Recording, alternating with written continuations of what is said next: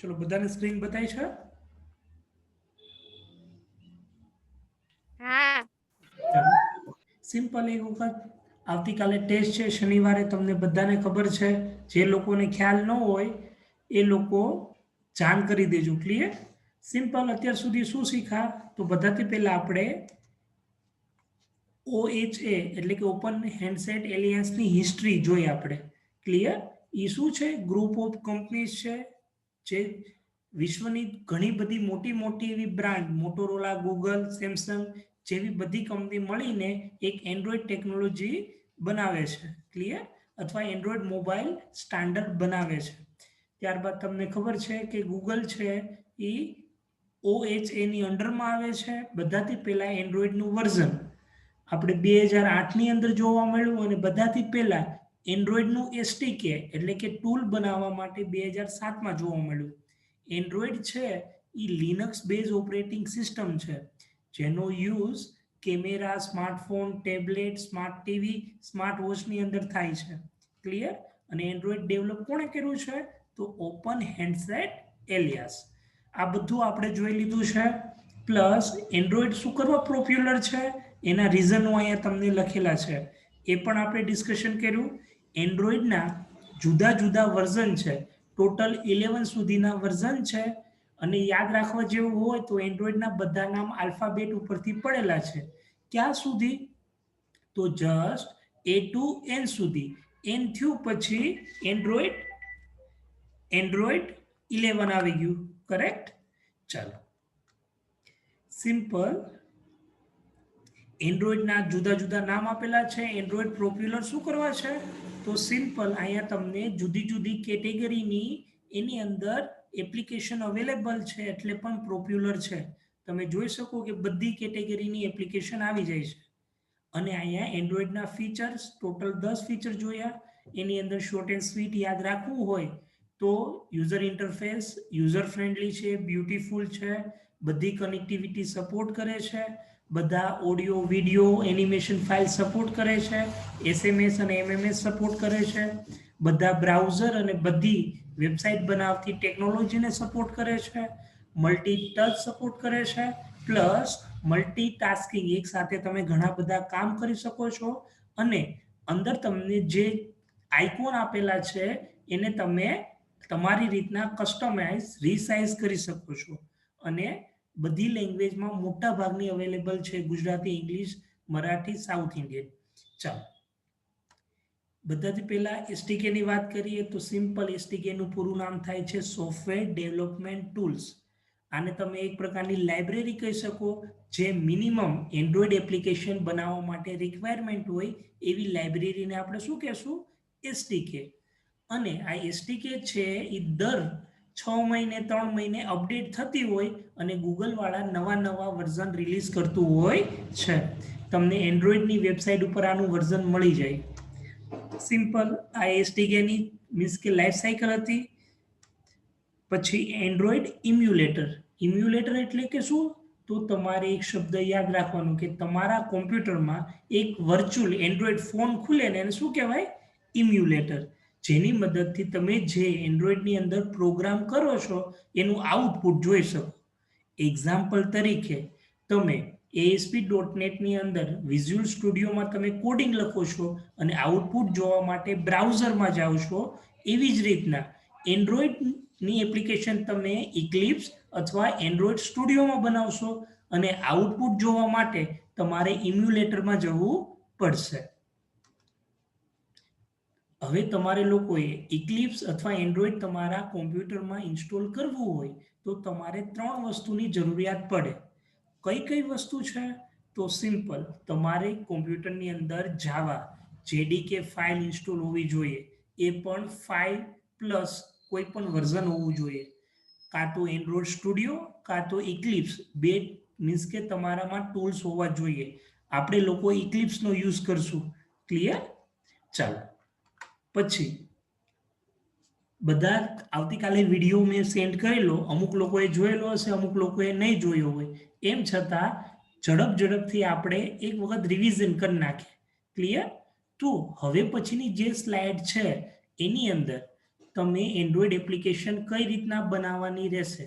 For example હું તમને એમ કહું ASP.NET ની અંદર વેબસાઇટ બનાવી છે તો તમે વિઝ્યુઅલ સ્ટુડિયોમાં જાઓ, ફાઇલમાં જાઓ, ન્યૂમાં જાઓ, ન્યૂની અંદર વેબસાઇટ લ્યો. એવી રીતના આપણે એન્ડ્રોઈડ એપ્લિકેશન પહેલી વહેલી એન્ડ્રોઈડ એપ્લિકેશન બનાવી હોય તો ઇક્લિપ્સમાં કયા મેનુમાં જવાનું છે એના સ્ટેપ લખવાના રહેશે.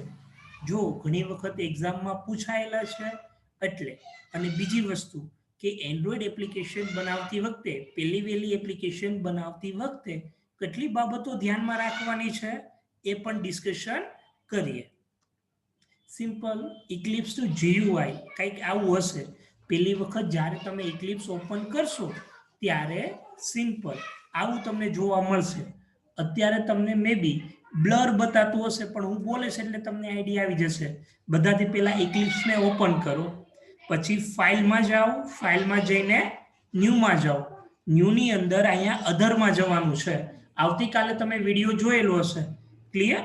એમાં તમને ચોખ્ખું સ્ક્રીન બતાડેલ છે પણ હું તમને સ્ટેપ લખાવું છું. ફાઇલ, ન્યૂ અને અધર્સ, ક્લિયર? ત્યારબાદ તમને એક આવી નવી વિન્ડો જોવા મળશે. એના અંદર તમારે લોકોએ એન્ડ્રોઈડ એપ્લિકેશન પ્રોજેક્ટ સિલેક્ટ કરવાનું રહેશે. આપણે રૂબરૂ મળશું ત્યારે પ્રેક્ટિકલ કરાવીશ એટલે ચિંતા ન કરતા. જસ્ટ બધાથી પહેલા ઇક્લિપ્સ, ફાઇલ, ન્યૂની અંદર શું સિલેક્ટ કરવાનું છે? અધર. અધરની અંદર ક્લિક કરશો એટલે તમને આવી વિન્ડો ડાયલોગ બોક્સ જોવા મળશે. એના અંદર એન્ડ્રોઈડ એપ્લિકેશન પ્રોજેક્ટ સિલેક્ટ કરવાનું. ત્યારબાદ નેક્સ્ટ ઉપર ક્લિક કરો. નેક્સ્ટ ઉપર ક્લિક કરશો એટલે તમને બધાથી પહેલા તમારા પ્રોજેક્ટનું નામ પૂછશે, તમારી એપ્લિકેશનનું નામ પૂછશે. તો ખાસ કરીને ધ્યાન રાખવું કે આના અંદર તમે નામ આપો ત્યારે તમારે લોકોએ વેરિયેબલના રૂલ્સ ફોલો કરવાના છે. વેરિયેબલના રૂલ્સ કેવા કે આની અંદર તમે અંડરસ્કોરનો યુઝ કરી શકો પણ સ્પેશિયલ સાઇનનો યુઝ ન કરી શકો, ક્લિયર? એટલે તમે જેવું નામ આપશો ને, જો પ્રોપર નામ હશે તો અહીંયા નેક્સ્ટ બટન આવી જશે, અધરવાઇઝ નેક્સ્ટ બટન આવશે નહીં. પછી કઈ બાબતો ધ્યાનમાં રાખવાની છે? અહીંયા નામ આપશો એટલે બે વસ્તુ ઓટોમેટિક સિલેક્ટ થઈ જશે. પ્લસ અહીંયા છે ને એક વસ્તુ યાદ રાખવાનું, મિનિમમ રિક્વાયરમેન્ટ SDK. એમાં API છે. API તમને ઘણા બધા આપેલા હશે, એમાંથી સૌથી નીચામાં નીચું હોય ને એ લેવાનું. ફોર એક્ઝામ્પલ અહીંયા 2.2 છે API, એ લેવાનું. હવે રીઝન શું છે?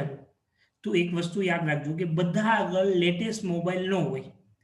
તો આપણે જે એપ્લિકેશન બનાવીએ છીએ એ એપ્લિકેશન બધામાં ચાલે. તો એના માટે આપણે શું કરવા, અહીંયા નબળું વર્ઝન લઈએ છીએ, ઓ જૂનું કે બધામાં ચાલે, એટલા માટે આપણે આ વર્ઝન લઈએ છીએ. એટલી વસ્તુ ક્લિયર? નકર અહીંયા તમને એન્ડ્રોઈડ 11 સુધીના પણ મોબાઈલ બતાડશે, પણ જે લોકો એન્ડ્રોઈડ 11 નહીં વાપરતા હોય એની અંદર એપ્લિકેશન તો ચાલશે નહીં. ક્લિયર? ચાલો, એટલે ખાસ કરીને અહીંયા બે બાબતો ધ્યાનમાં રાખવાની છે કે જ્યાં સુધી એપ્લિકેશનનું નામ પ્રોપર નહીં આપો ત્યાં સુધી નેક્સ્ટ બટન નહીં આવે. સેકન્ડ, અહીંયા તમારે મિનિમમ છે નાનામાં નાનું વર્ઝન લેવાનું છે. રીઝન શું છે?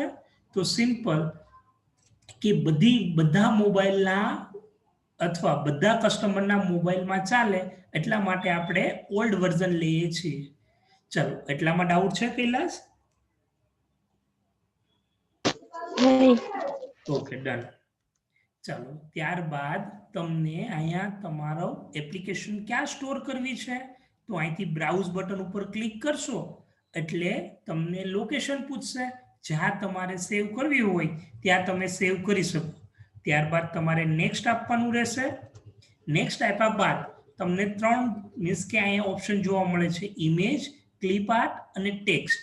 જો ઇમેજની અંદર શું થાય કે તમારો મોબાઈલ છે, ઓપન કરો, હોમ બટન ઉપર ક્લિક કરો એટલે બધા ઓપ્શન એપ્લિકેશનના આઇકોન જોવા મળે.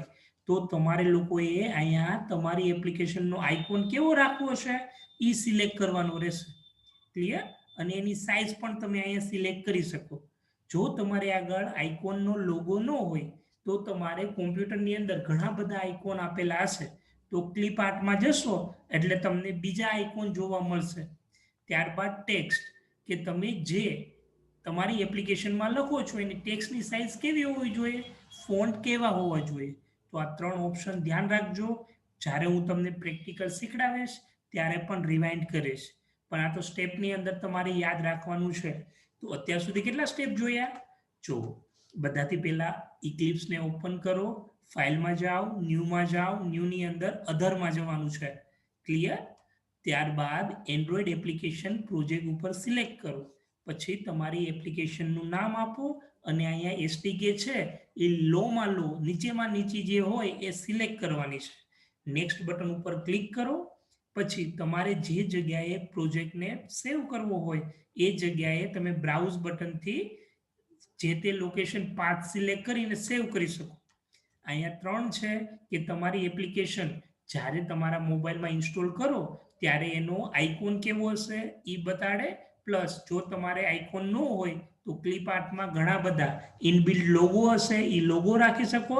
અને એપ્લિકેશનની અંદર જે લખાણ છે એની સાઇઝ કેટલી રાખવી છે એ.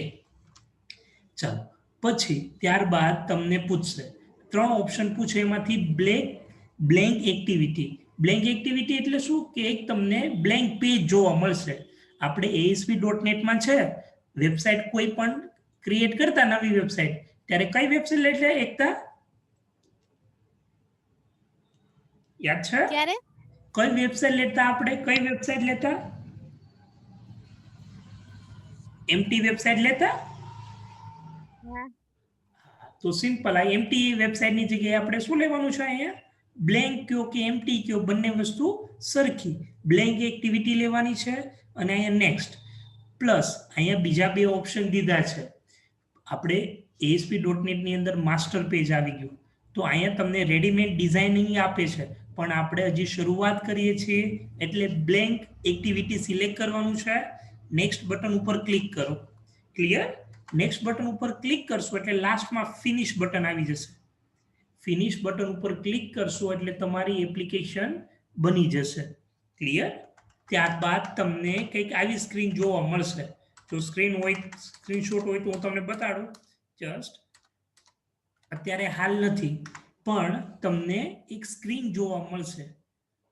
આ તમને પેલી એપ્લિકેશન ક્રિએટ કરતા આવડી ગઈ.